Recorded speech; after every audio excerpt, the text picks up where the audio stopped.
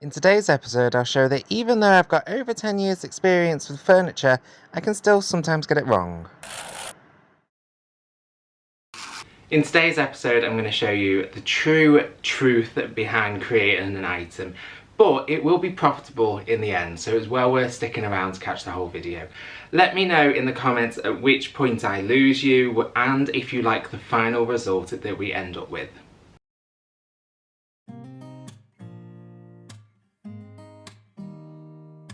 I was just putting this chair up in the rafters because it was in the way. I've got another one over there that needs to squeeze in somewhere. But I noticed just here, there's a set of hairpin legs that I forgot about.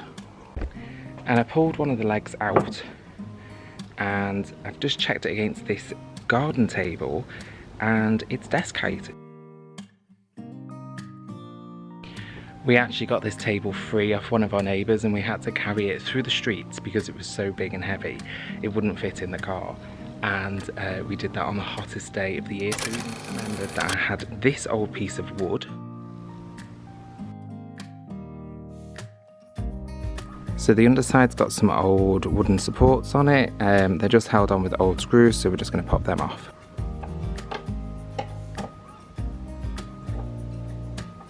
So the top has got all this old flaky paint on it. I think I paid £10 for this piece and it's been sitting outside for a while, so we're going to use the sander and maybe some water if I have to wash it all off.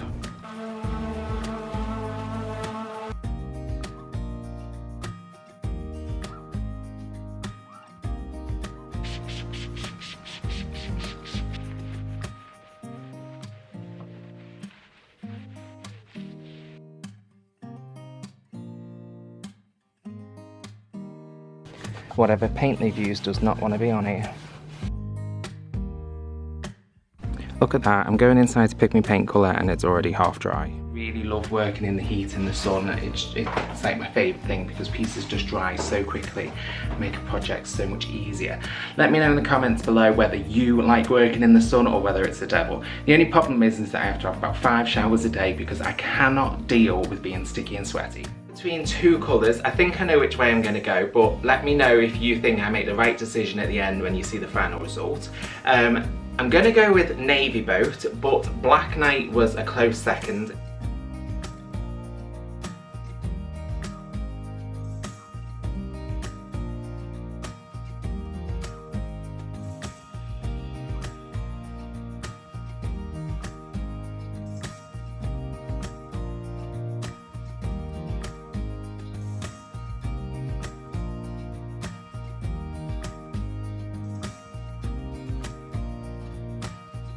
Whenever I paint the top of something, I always like to do this little waddle dance, just going backwards and forwards to make sure that all the paint strokes are nice, long and even. It looks like a little weird dance. And then I left it off to dry.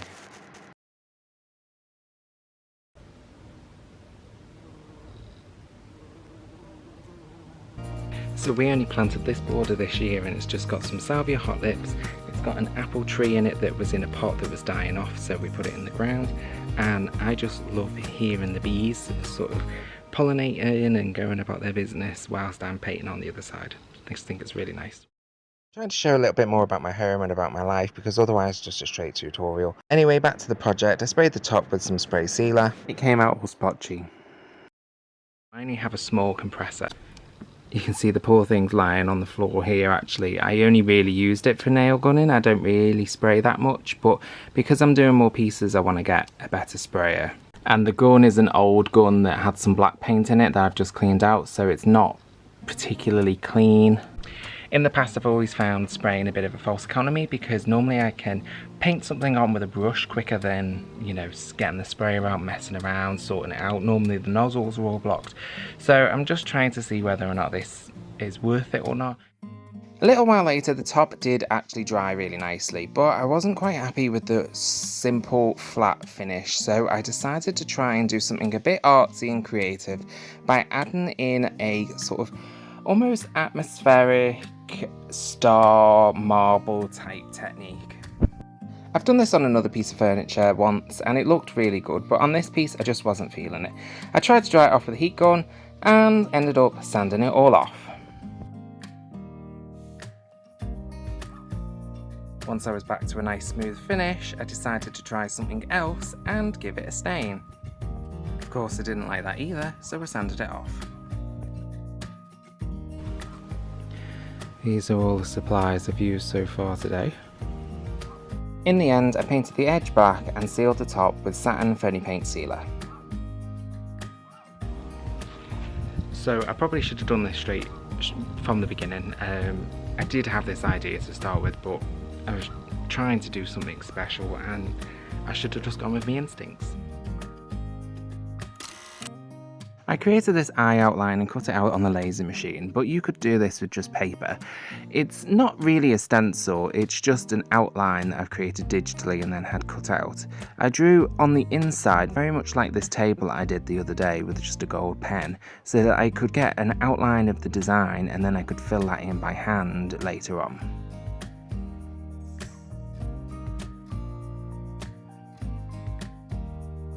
If you're interested in getting hold of the painting products that we use in today's episode, you can head over to 81vintage.co.uk to see what we have. And if you're enjoying this episode, it would be fantastic if you could hit that like button and make sure that you're subscribed so you can catch up on all my future episodes where I post 5 videos a week as I go full time in my creative business. Now I had the outline, all that was left was to paint the design. It's actually really simple to do this, so don't be nervous if you're thinking about giving this a go.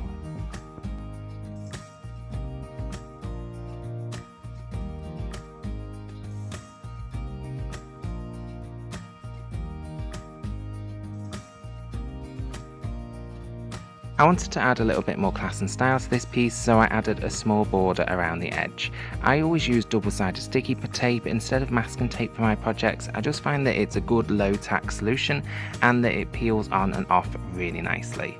I shared this tip on my YouTube channel 6 years ago in my second ever video.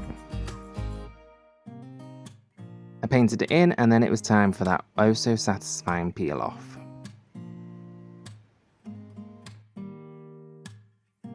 I like to do each line individually rather than masking up the whole thing, and I always use the bottom corner to make sure that I'm making a square, and when that's a square that means that you're getting an even border and thickness all the way around.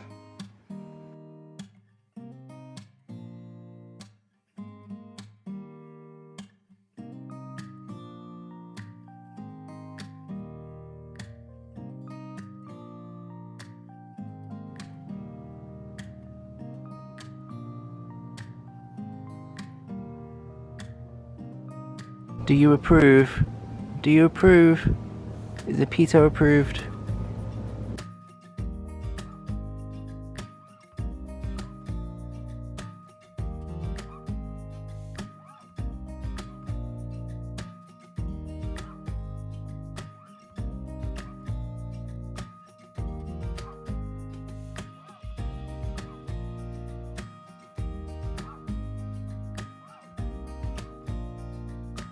And that's the final result. I hope you agree that I think it was worth getting there in the end. It does look good, and I think that it will well return me more than the £10 worth of cost it included.